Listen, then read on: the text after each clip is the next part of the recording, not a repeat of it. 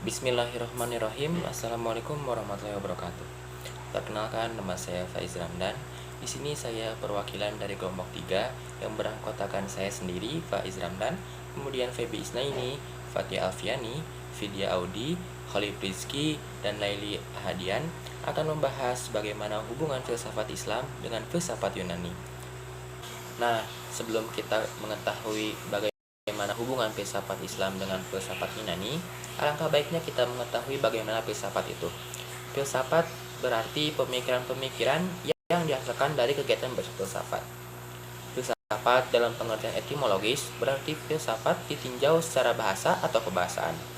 Filsafat dalam bahasa Indonesia atau dalam bahasa Arab itu falsafah dan bahasa Inggris yaitu filosofi berasal dari kata Yunani yaitu philosophia yang merupakan dua kata majemuk dari kata philo yang berarti cinta dan sophia yang berarti kebijaksanaan. Jadi philosophia itu cinta kebijaksanaan. Lalu menurut Plato mengemukakan bahwa filsafat adalah ilmu yang membicarakan hakikat sesuatu.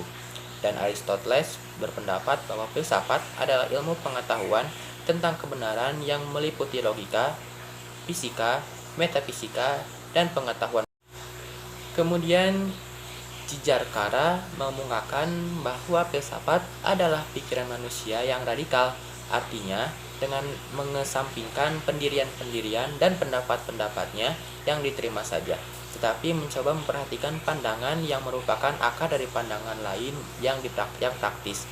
Lalu Hasbullah Bakri mengemukakan bahwa filsafat adalah ilmu yang menyelidiki segala sesuatu dengan mendalam mengenai ketuhanan, alam semesta, dan manusia, sehingga dapat menghasilkan pengetahuan tentang bagaimana hakikatnya sejauh yang dapat dicapai akal manusia dan bagaimana sikap manusia itu seharusnya setelah mencapai pengetahuan tersebut.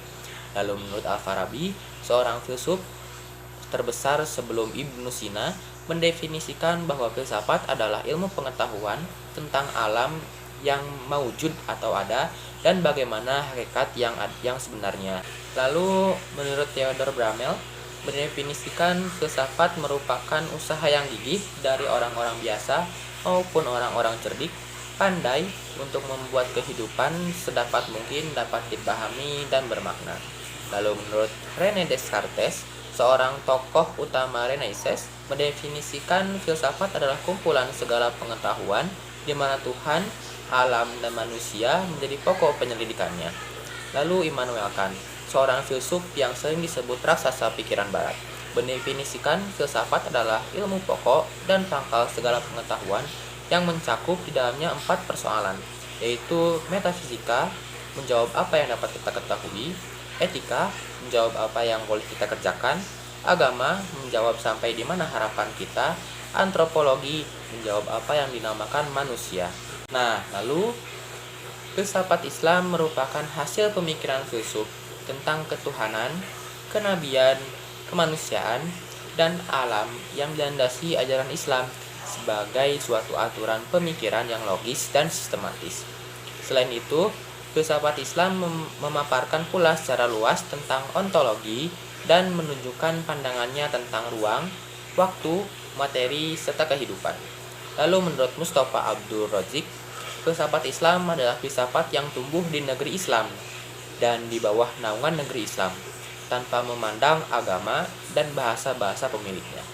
Lalu pengertian ini diperkuat oleh Profesor Tara Chan bahwa orang-orang Nasrani dan Yahudi yang telah menulis kitab-kitab filsafat yang bersifat kritis atau terpengaruh oleh Islam sebaiknya dimasukkan ke dalam filsafat Islam. Selanjutnya kita akan membahas bagaimana hubungan filsafat Islam dengan filsafat Yunani.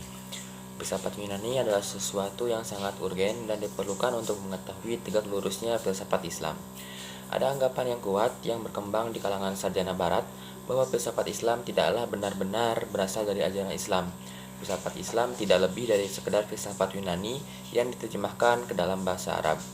Ahmad Shalabi dan Louis Makhlouf mengatakan bahwa sejarah kebudayaan Islam mencatat ilmu filsafat tidak diketahui oleh orang-orang Islam kecuali setelah masa Daulah Abbasiyah pertama pada tahun 132 sampai 232 Hijriah. Pada masa Al-Ma'mun yang dikenal sangat tertarik pada kemerdekaan berpikir yang berkuasa antara 198 sampai 218 Hijriah dan mengadakan hubungan kenegaraan dengan raja-raja Romawi, Bizantium yang beribu kota di Konstantinopel yang juga dikenal dengan sebagai kota Al-Hikmah, yaitu pusat ilmu filsafat. Lalu Al-Kindi yang dikenal sebagai bapak filosof Arab dan Muslim, berpendapat bahwa untuk memahami Al-Quran dengan benar, isinya harus ditafsirkan secara rasional, bahkan filosofis. Al-Kindi berpendapat bahwa Al-Quran mengandung ayat-ayat yang mengajak manusia untuk merenungkan peristiwa-peristiwa alam dan menyingkapkan makna yang lebih dalam di balik terbit tenggelamnya matahari, berkembang munculnya bulan, pasang surut air laut, dan seterusnya. Itulah sebabnya Nurholis Majid menyatakan bahwa sumber dan pangkal tolak filsafat dalam Islam adalah ajaran Islam sendiri, sebagaimana terdapat dalam Al-Quran dan As-Sunnah. Meskipun mempunyai dasar yang kokoh dalam sumber-sumber ajaran Islam sendiri, filsafat banyak mengandung unsur-unsur dari luar, terutama Helenisme atau dunia pemikiran Yunani.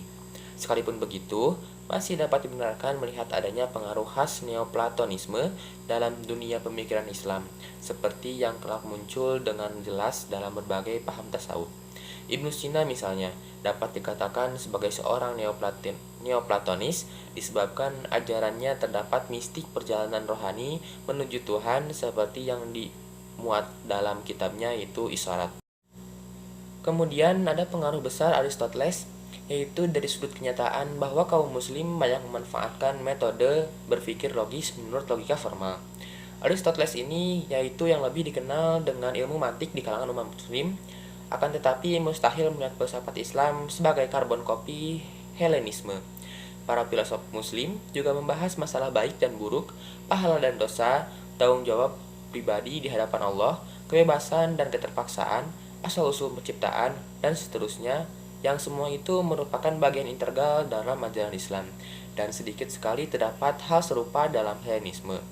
Secara teologis, dapat dikatakan bahwa sumber Al-Quran secara azali telah ada, maka filsafat Yunani hanya sebagai pembuka, sementara bahan-bahannya sudah ada di dalam Al-Quran sebagai desain besar Allah Subhanahu wa Ta'ala. Akan tetapi, persoalan yang muncul adalah orisinalitas filsafat Islam, apakah ia mengekor atau pelopor. Tidak adanya orisinalitas yang mengesankan pada pemikiran kefilsafatan Islam klasik tidak perlu mengherankan. Lalu, beberapa noktah ajaran agama tidak dapat diterima oleh para ulama ortodoks. Namun, berbeda dengan rekan-rekan mereka di Eropa pada masa-masa skolastik, Renaissance, dan modern, yang umumnya justru menolak atau meragukan agama. Para filosof muslim klasik ini berfilsafat tetap karena dorongan keagamaan, malahan seringkali justru untuk membela dan melindungi keimanan agama. Karena religiulitas mereka, pemikiran spekulatif kefilsafatan terjadi hanya dalam batas-batas yang masih dibenarkan oleh agama. Pernyataan-pernyataan yang tadi dikuatkan pula oleh Abdul Mun'im bahwa Islam adalah agama yang membenarkan kebebasan dalam membicarakan filsafat, berbeda halnya dengan Kristen. Sampai di sini, dapat dinyatakan bahwa hubungan filsafat Islam dengan filsafat Yunani adalah sebagai pengembang dan penerus sekaligus pelopor filsafat yang bercolak Islam yang disebarkan ke berbagai dunia barat.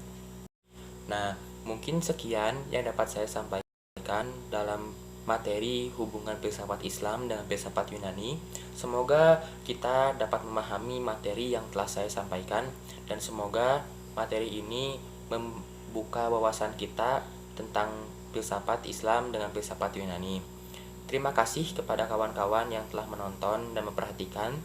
Mohon maaf apabila ada salah-salah kata yang saya ucapkan. Terima kasih. Wassalamualaikum warahmatullahi wabarakatuh.